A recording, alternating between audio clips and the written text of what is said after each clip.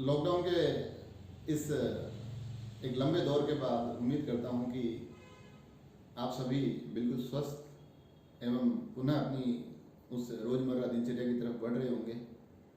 Lockdown के बाद Rajsamand express भी पुनः अपनी गति पकड़ने के लिए तैयार है।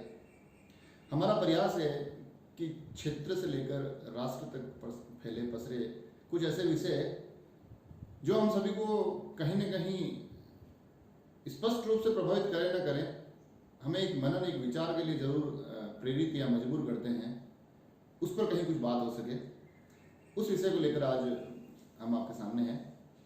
राजसमंद एक्सप्रेस कुछ अपने विचार आपसे साझा करना चाह रहा है। वो ये है कि अभी एकता कपूर का नाम काफ़ी सुर्खियों में रहा है।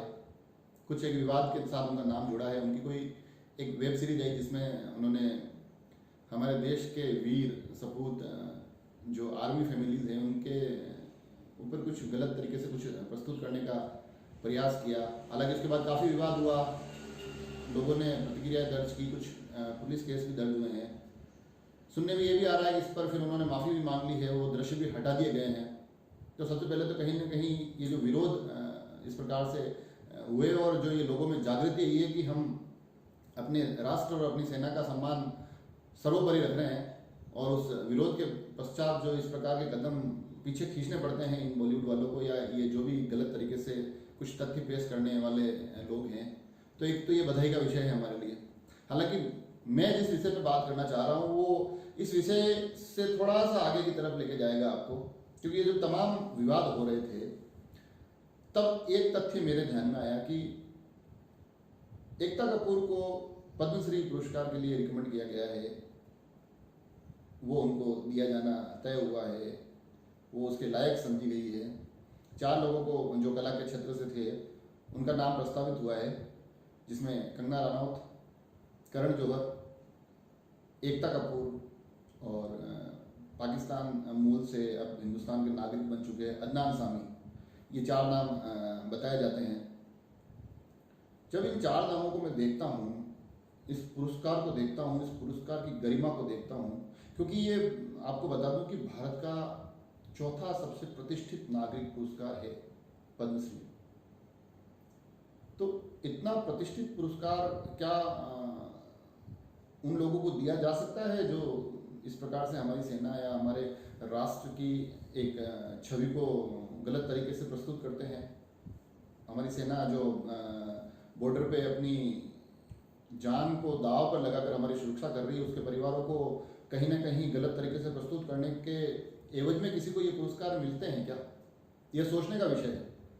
और जब मैंने इस पूरी लिस्ट को देखा कि उससे पूर्व में किस किस को मिले हैं, अभी हालांकि पहले के काफ़ी नाम पर भी मेरे को थोड़ी आपत्ति है, मगर एक नाम जो मुझे आश्चर्यचकित कर देता है, उस लिस्ट में एक पुराने जो पुरस्कार पा चुके हैं उनमें से एक नाम निकल के आता है, रामानंद सागर।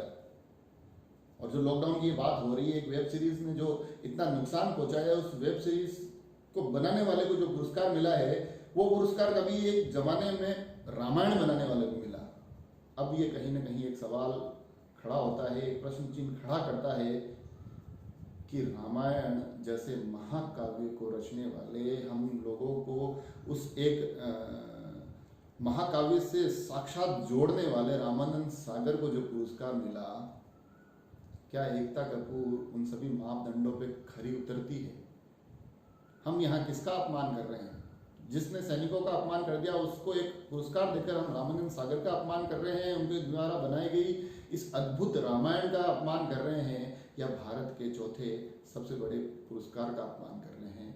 ये सोचना चाहिए। ये जो सरकार आंख बंद करके सिर्फ नाम देखकर ये इस प्रकार से पुरस्कार बांटती है, उसके लिए एक प्रश्न चिन्ह खड़ा करता हूं मैं कि क्या सिर्फ और सिर्फ जो नाम ये चकाचौंध लेकर घूम रहे हैं, एरे गेरे कुछ भी बना लेते हैं, उनको ये अवार्ड दिए जाने चाहिए? उनसे तो ज़्यादा बेहतर है कि ये जो लॉकडाउन के कार्यकाल में हर एक शहर में कहीं ना कहीं समाज सेवियों ने भूखे, गरीब, बेसहारा लोगों के लिए लंगर चलाए हैं, उनकी सहायता की है, यहाँ तक कि गायों और पशुओं के लिए सोचा है।